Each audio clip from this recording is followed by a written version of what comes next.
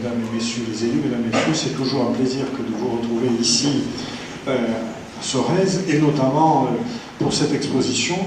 Alors nous sommes dans une exposition assez particulière, puisque ça s'appelle Textile sous toutes ses formes. D'abord le texte, les îles, je vais détailler pourquoi, et puis Madame Berger qui m'accompagne ce soir et qui vous expliquera un petit peu tout ce qu'elle a pu collecter comme kimono, matériaux,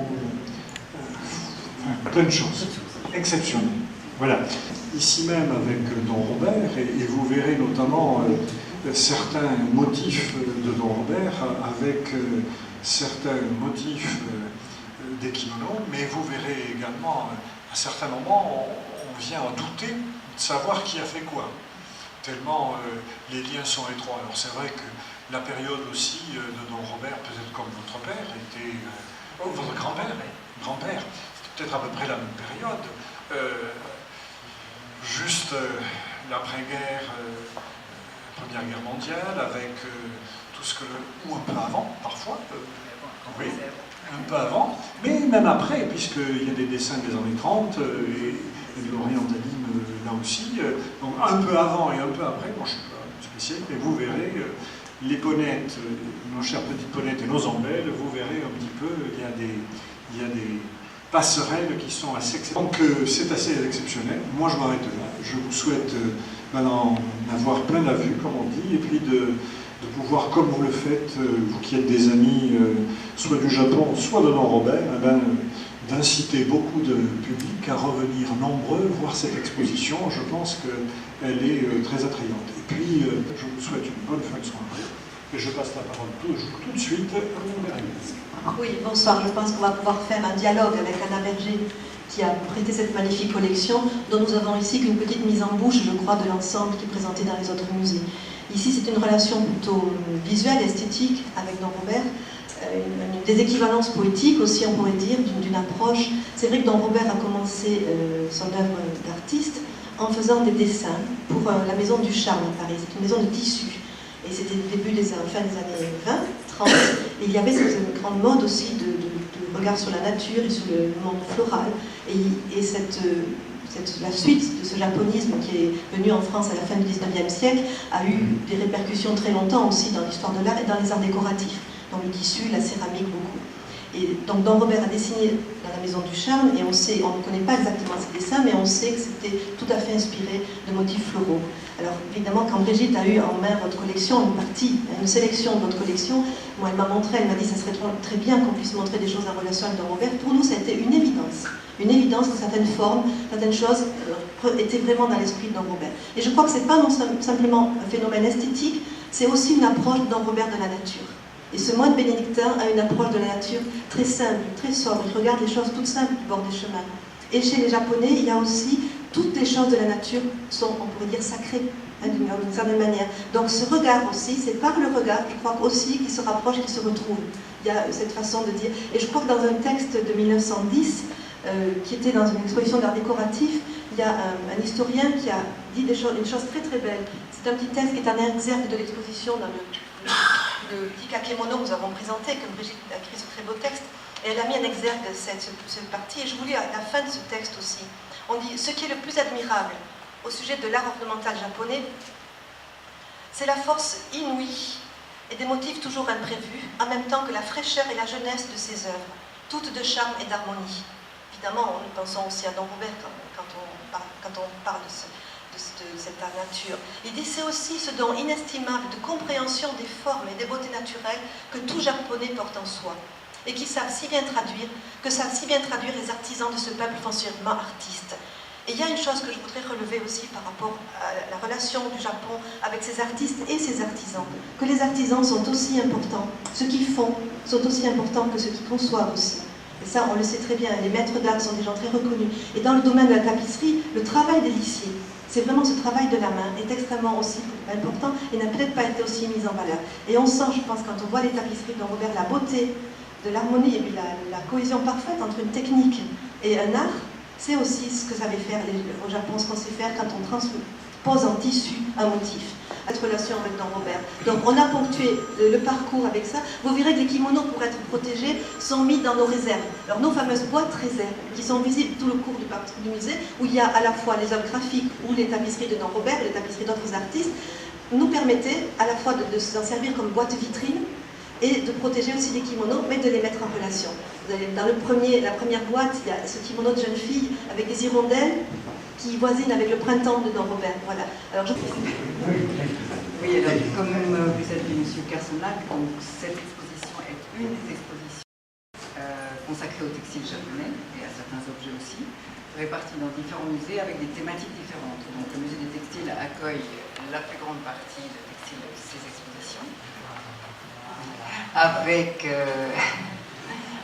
et qui fait la part belle à toute la multiplicité des fibres utilisées au Japon dans l'art textile, c'est-à-dire j'en ai répertorié au moins 14 que je possède, de fibres textiles diverses pour faire du tissu, pour faire des habits.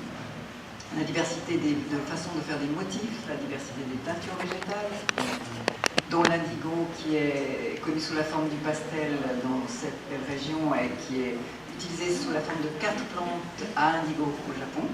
Et donc dans ce musée, les pièces présentées, donc, comme on vous l'a dit, sont plus en rapport avec les pièces de Don Robert, donc sous la forme de gouache de la fin des années 20 et des années 30, des motifs de kimono, et les kimonos sont tous des bingata. La bingata, c'est une méthode pour faire des motifs par réserve avec des chaplons qui vont créer des motifs répétés sur le tissu. Ceux que l'on voit ici sont en crêpe de soie. Auparavant, les premiers bingata étaient plutôt faits sur de l'arami, du bananier, mais depuis un certain temps déjà, ils sont faits sur un lourd crêpe de soie. Et donc, en tout cas, l'un d'eux est effectivement un kimono de jeune fille, c'est-à-dire qu'il se distingue par des manches extrêmement longues. Et donc, on n'appelle d'ailleurs pas ce kimono, mais furisode, parce que chaque type de vêtement que nous nommons kimono de façon générale a une appellation particulière en fonction de son utilité ou de sa provenance.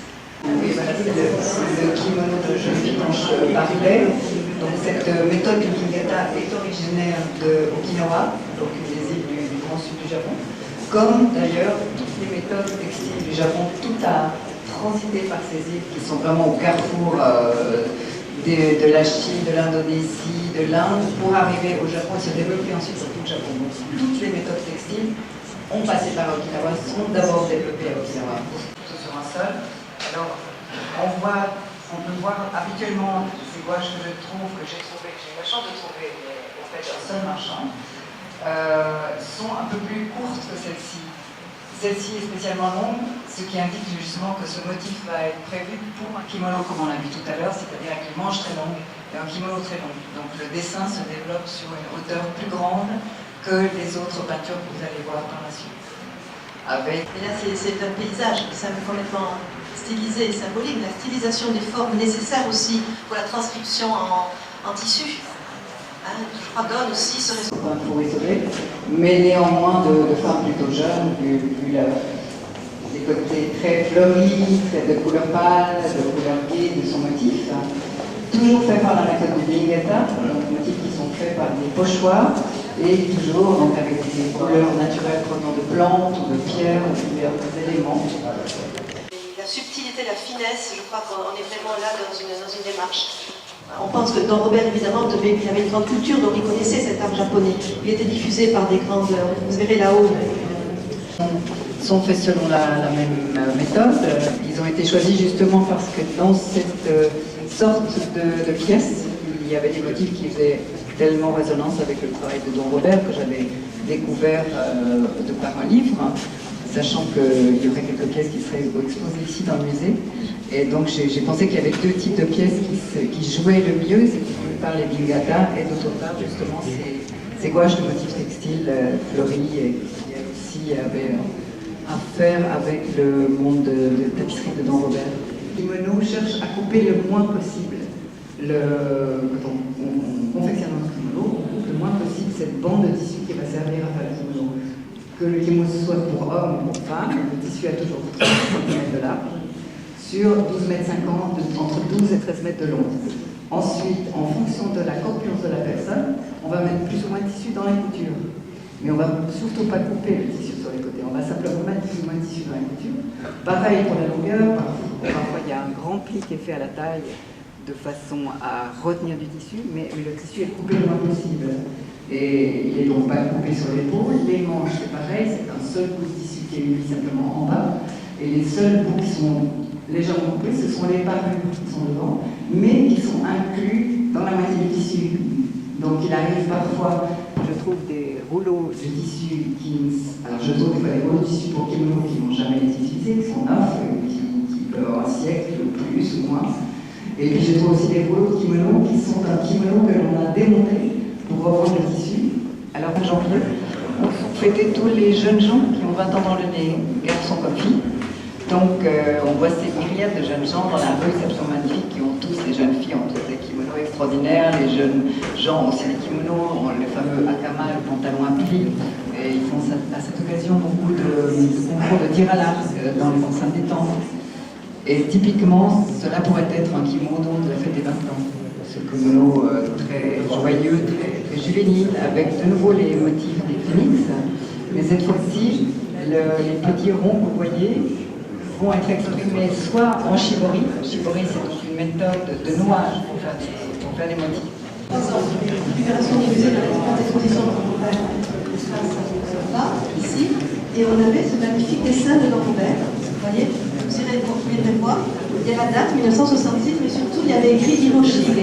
Alors on a cherché, puisqu'on savait que Hiroshige et Fukuzai, c'était des peintres japonais qui avaient été diffusés justement depuis la fin du 19e siècle par leurs estampes, surtout des grandes séries d'estampes reproduites, et on a retrouvé qu'effectivement c'était une des estampes des vues du Tokaido, de ce peintre japonais, dont Robert s'était inspiré directement de cette estampe. Voilà, et donc regardez, quand on voit ces magnifiques gouaches, beaucoup plus sourdes, la décoloration et le dessin, la fluidité du dessin des chevaux qui nous rapproche évidemment de cette liberté de dessin de Don Robert.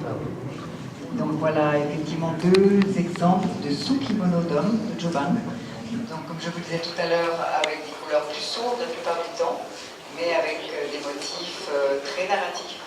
Donc là on voit des chevaux, des hommes, et donc il faut savoir que pour certains des kimonos, pas ceux qui sont présentés ici, bien que les bigata soit une méthode longue aussi, parce qu'il n'y a pas de méthode rapide pour faire des belles pièces, mais il se trouve que dans d'autres types de tissus que l'on voit justement à la Bastide, il y a par exemple, je prends l'exemple d'une île en particulier qui s'appelle le Miyako, qui est dans le grand sud du Japon, qui a les tissus de rami les plus donc est une plante qui fait partie de la famille d'orties, on l'appelle l'orticine aussi, pas très très haute, peut-être haute. C'est très joli, Madame Anna Berger va nous en parler, il y a quelque chose de charmant parce que c'est un kimono d'enfant.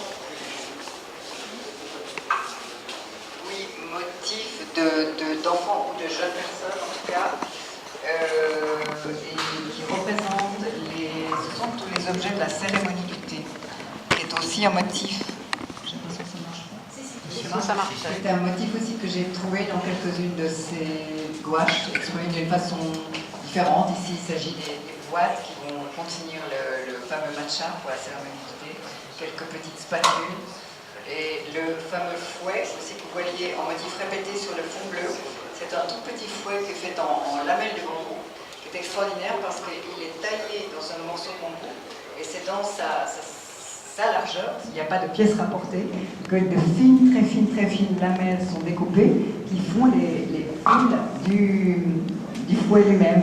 La partie inférieure étant gardée comme une poignée, la partie supérieure découpée qui se retourne naturellement puisqu'il y a le mouvement de la file.